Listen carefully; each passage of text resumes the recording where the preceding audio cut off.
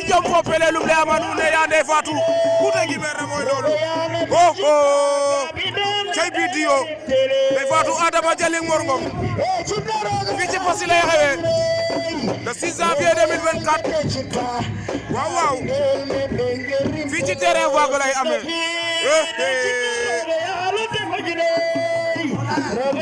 waaw waaw xoolal ma li yeeli xoolal ma Omar yi ni oh oh Omar yi dafa gi ni sey jom fo pele waaw waaw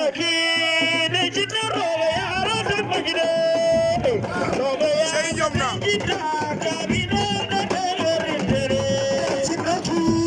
boyate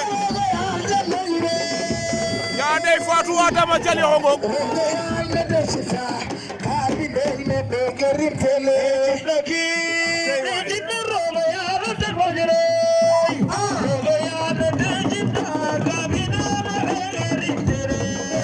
waaw waaw le amanu ne 100% fe Seyli waaw waaw sey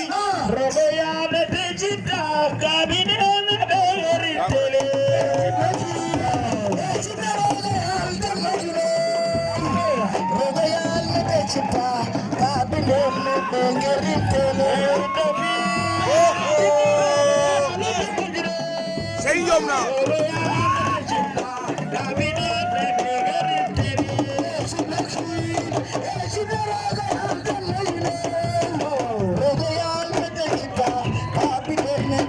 ay Fatou ngi ci table arbitre ya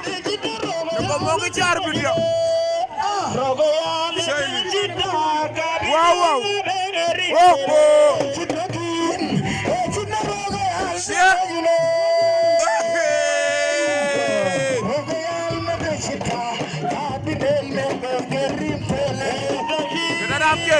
waaw waaw nga dem musal yow ma ñëw musal may ko mu ñëw mayal ma ko mu ñëw Seyli oh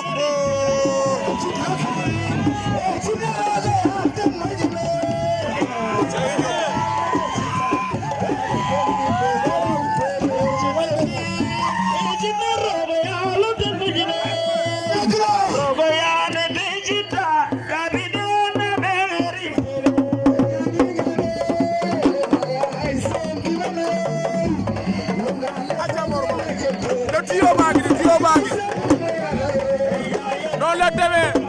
xoolal ma li